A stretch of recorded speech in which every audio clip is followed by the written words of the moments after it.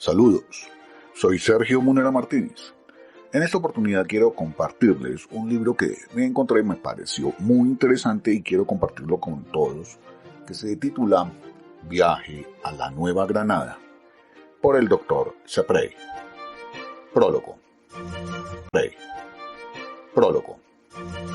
Cuando los hombres de mi generación estábamos niños, y adviértase que no digo que lo éramos, no vaya a suceder que a muchos se nos tache de que nos quedamos con la manía, verificándose de ese modo en nosotros aquel pasaje de la escritura en que se habla de párvulas de cenarijo, o mejor iba a decir, estábamos niños y por tales teníamos que pagar tributo a las llamadas enfermedades eruptivas, esto es, al sarampión, la varicela y otras de la laya. Solíamos paliar los posibles estragos de la enfermedad tomando leche con toronjil, abrigándonos con buena copia de frazadas, y si la había, con una ruana, y entreteniendo los forzados ocios con la visión. Diré mejor que la lectura de unos libros profusamente ilustrados con láminas en madera y en piedra, entre los que no faltaban en ninguna calle el Correo de Ultramar y uno que se editó en París, como obsequio a los lectores del correo, llamado aquel La Vuelta al Mundo. Todas estas consideraciones, o dígase recuerdos, se volvieron en mi memoria cuando ya mayor, pero siempre párvulo por lo que atrás se dijo, comencé a manejar los relatos de viajes que ya en volumen separado o en forma de folletín de alguna revista, o ya formando colecciones dedicadas exclusivamente a una literatura que si no puede llamarse transhumante, sí tiene mucho de gitana, la de los viajes. En fin, cayó en mis manos una obra de mucho aliento, entre las del género, ornada como aquellas que se hizo mérito de preciosas y sugestivas láminas de todos los lugares de la tierra, particularmente los más exóticos y característicos, contándose entre estos, valga el caso, el Río Grande de Bastidas y de Jiménez de Quesada, la arteria principal de Colombia, el del Negro Obeso y el de Sofía el Diplomático, que lo cantó por los tiempos en que los viajes, o mejor, los relatos de ellos, hacían furor. Llamábase la mencionada obra con el mismo título de la que ofreció como prima el Correo de Ultramar a sus consubscriptores, bien que su nombre no aparecía en castellano sino en francés, aunque recogiendo, como la otra, los más exquisitos relatos. Y fue así como vine a leer El viaje a la Nueva Granada, escrito por el Dr. Chaprey, y después a la tarea de traducirlo.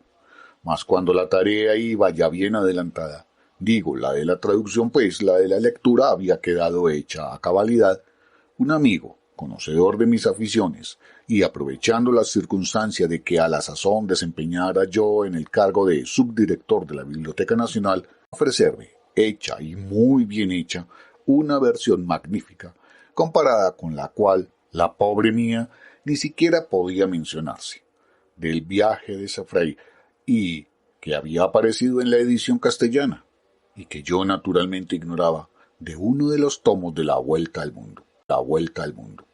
Esa versión, al desplazarla del suscrito, es la que voy a ofrecer a los lectores de la Biblioteca Popular de Cultura Colombiana, si no ya como prima de regalo, en la forma en que lo hiciera el Correo de Ultramar. Sí, como una de las más lindas obras que sobre nuestra patria se haya hecho. Y el lector no me dejará mentir. Ricardo Pardo. Viaje a la Nueva Granada. Capítulo 1.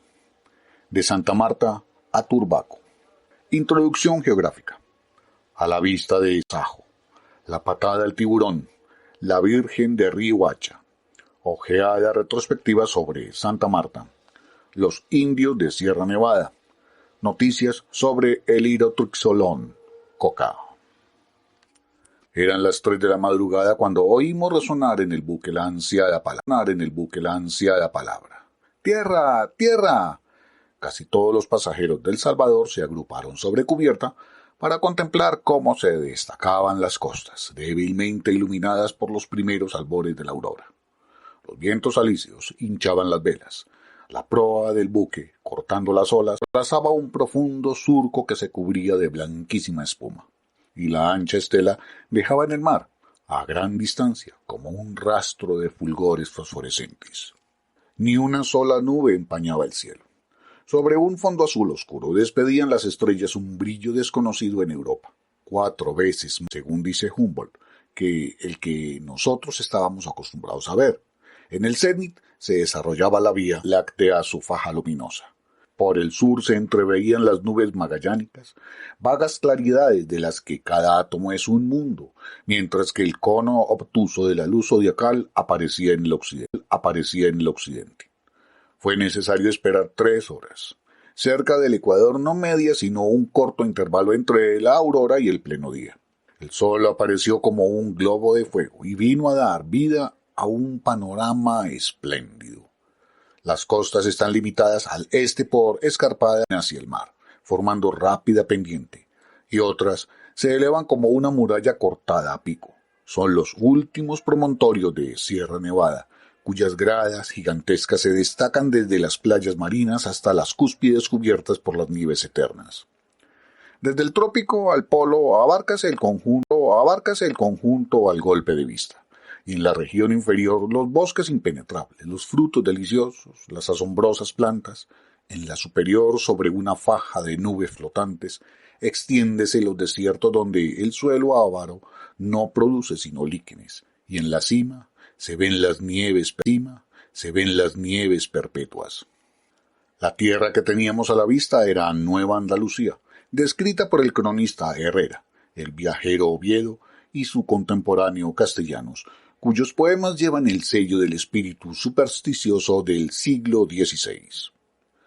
El aspecto de Santa Marta, la aduana, las torres de las iglesias, los jardines y los grupos de palmeras la comunican cierta semejanza con una ciudad oriental.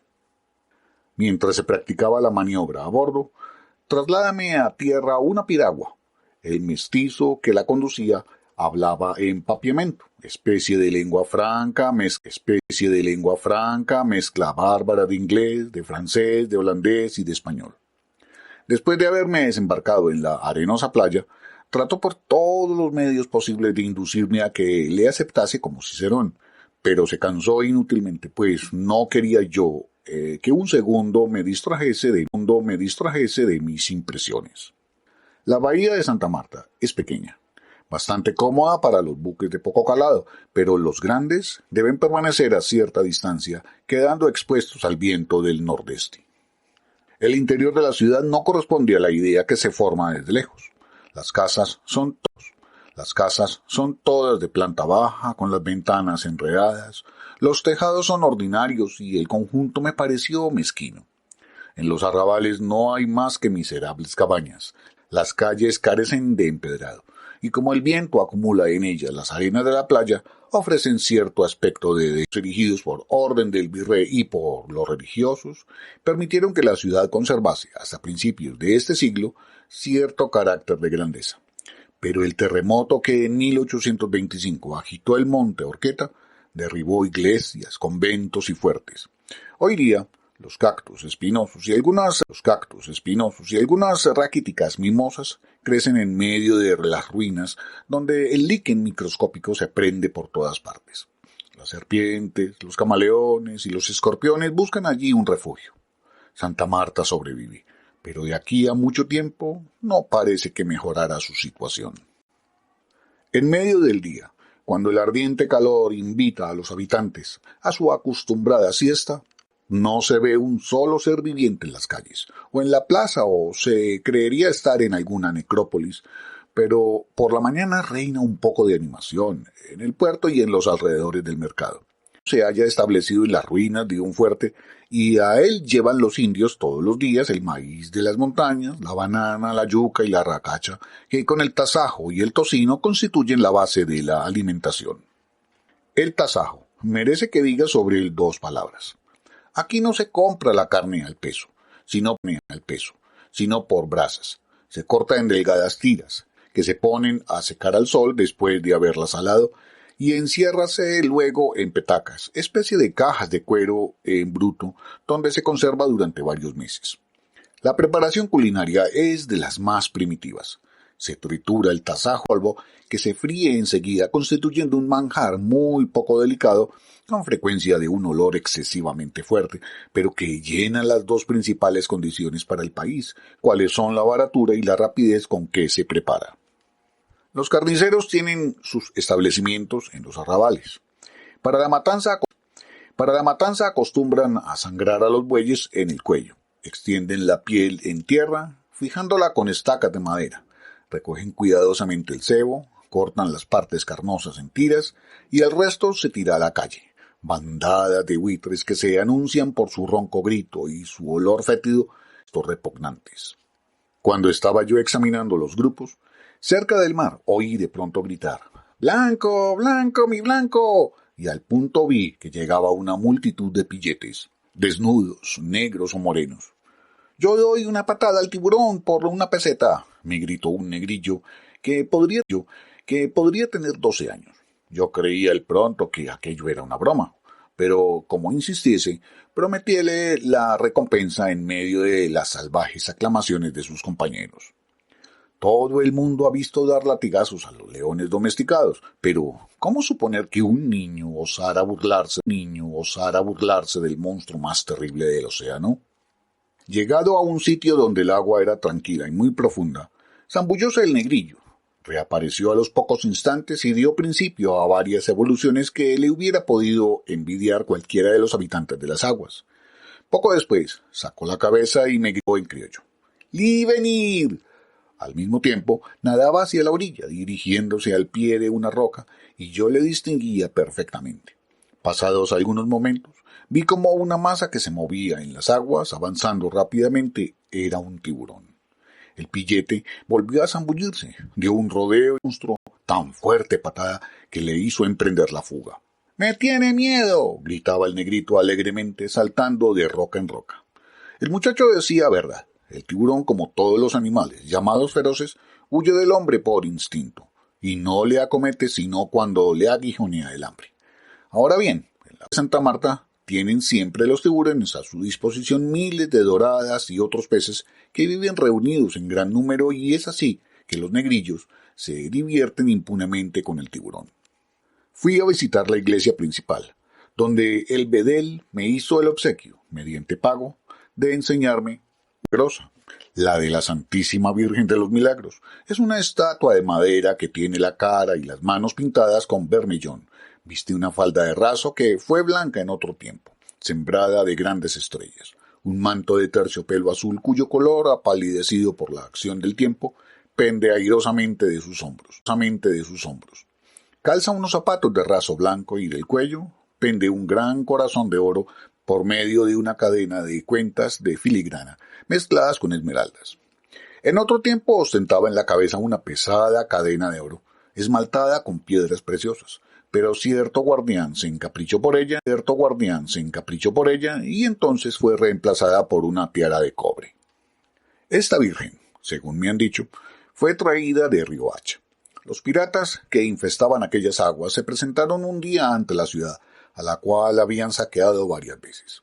Toda la población acudió a la playa, precedidos. Los conductores penetraron en el agua hasta la cintura, y como la multitud suplicase a su patrona que hiciera un milagro para expulsar a los piratas, la Virgen se quitó la corona de oro, la tiró al mar. Las olas del océano se desviaron repentinamente como en otro tiempo las del Mar Rojo, y produjóse en ellas tal agitación que todas las naves naufragaron. Tal es la leyenda, pero el origen de la estatua que me enseñaron me parece muy dudoso, porque los habitantes de Riohacha aseguran que aún conservan en su poder la verdadera imagen milagrosa. Santa Marta es el más antiguo de los yacimientos españoles en Costa Firme, territorio que se extiende desde el Cabo de la Vela hasta la desembocadura del Magdalena. La colonia de San Sebastián, en el Golfo de Urabá, Golfo de Darién, había sido destruida por los indios y era urgente ya establecerse de una manera definitiva en los países de la costa nueva. En 1521, Rodrigo Bastidas, célebre ya por sus expediciones, fue el encargado de fundar en Costa Firme una ciudad y una fortaleza capaces de servir de base de operación para las expediciones al interior. En 1525 desembarcó cerca del pueblo indio de Gaira, precisamente el día de Santa Marta, en una bahía que había visitado ya en su primer viaje de reconocimiento, y allí fue donde fundó la ciudad que ha conservado este nombre. Fiel a su política, trató de conciliarse la amistad de los indios Cairas y Tagangas, pero su moderación no se avenía con la rapacidad de sus compañeros, quienes acabaron por asesinarle. Las Casas, tan severo con los que trataban mal a los americanos, hace completa justicia a la conducta excepcional y casi única del fundador de Santa Marta, expresándose en estos términos: siempre le vi dando pruebas de caridad a los indios y encolerizado contra aquellos que les trataban mal. Los indios de los alrededores de Santa Marta son de una hermosa raza. Su tipo se asemeja al del calmuco, al que se parecen también por el color y la estatura. Descienden de los que podían poner en pie de guerra 50.000 combatientes y que cultivaban la sierra en la parte templada de sus vertientes. Los hombres llevan por única ropa un pañuelo de algodón atado a la cintura y se cubren la cabeza con un sombrero cónico formado de hojas de heliconia. Las mujeres llevan en casa el mismo traje que el marido, pero cuando van a la ciudad se cubren los hombros y una parte del pecho con un pedazo de tela de lana o de algodón, fijándose otra en las caderas. Los descendientes de los Taironas cultivan el maíz y algunas raíces. Buenos cazadores, rehúsan servirse de las armas de fuego que espantan a los animales. Solo emplean la bodequera, larga cerbatana de unos 8 pies. Para fabricar esta arma, el indio necesita en el más alto grado esa cualidad que le distingue por todas partes, es decir, la paciencia. Elige una palmera macana de tronco delgado, de fibras negras y duras. Introduce en línea recta, a cortas distancias, unos pedazos de sílex en forma de moneda. Golpea sucesivamente en cada piedra y acaba por hacer saltar el tallo en toda su longitud. Hecho esto, y valiéndose de un sílex cortado en bisel, desprende poco a poco las fibras central tensión de la macana un canal estrecho y uniforme. Con una piedra redondeada y arena húmeda, modela este canal, practicando un corte. Las dos piezas unidas ofrecen entonces en su centro un tubo perfecto, y solo falta ya modelar la parte externa, enlazando en forma de espiral continua las dos secciones, por medio de una liana, llenando después los intersticios con cera. No se lleva a cabo esta obra en menos de un mes de constante trabajo. Los indios un poco civilizados que hay en la ciudad de Santa Marta no construyen las bodequeras por sí mismos, sino que las compran a otras tribus más salvajes, como cerbatanas, unas arrundias, cuyos internodios tienen de 15 a 16 pies, encontrando así sus armas hechas. Si el indio quiere coger viva un ave de mediana talla, usa como proyectil una bolita de arcilla seca. Apunta con cuidado, sopla vigorosamente, y el animal tocado en la cabeza cae aturdido. Pero si se trata de un cervatillo, de un tapir o de un tigre, coloca en la bodequera una pequeña flecha de bambú, cuya punta, endurecida al fuego, está impregnada de curare, mientras la otra extremidad se halla guarnecida de algodón. El indio no caza los grandes animales sino al acecho. Conoce los sitios donde tienen la costumbre de beber y les espera oculto en el ramaje de un árbol o detrás de una roca. La menor picadura de una flecha impregnada en curare ocasiona la muerte al animal más robusto, pero no cae desde luego y es preciso seguir su pista. Un tigre tarda 8 o 10 minutos en morir. Yo he visto curare en Santa Marta, pero las indicaciones que me dieron sobre su composición demostraba que se ignoraba completamente cuáles son las plantas empleadas en confeccionarlo. Algún tiempo después, cuando fui a Río Verde, tuve ocasión de ver sustancia de la que hablaré luego detalladamente. Los Taironas de Santa Marta constituían un pueblo agricultor, industrioso, rico y notable por su bravura, pues nunca consiguieron los españoles someterlos, por lo cual escribió Castellanos en su obra. Y es hasta hoy allí cosa notoria, que ningún español cantó victoria. La palabra Tairo en el lenguaje de aquellos naturales significaba fundición, y en efecto, No lejos de Santa Marta tenían un establecimiento considerable donde se trabajaba el oro de las minas del país. Los españoles se apoderaron en aquel punto del considerable botín, empleando las riquezas para la expedición durante la cual se fundó a Cartagena.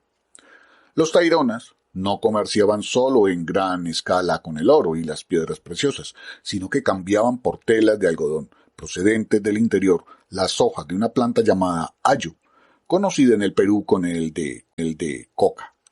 La coca, Erythroxylon coca, es un arbusto que apenas alcanza 3 metros de altura. Sus hojas, tan grandes como las de los árboles de té, son lisas, puntiagudas y de color verde oscuro.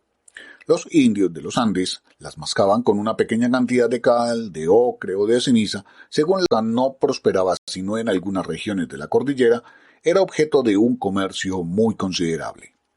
Acosta dice en su Historia del Perú que en el año de 1590 se vendieron en un solo mercado de Potosí 95.000 cestillos de coca a razón de 4 o 6 escudos cada uno, y que se utilizaba como moneda para los cambios.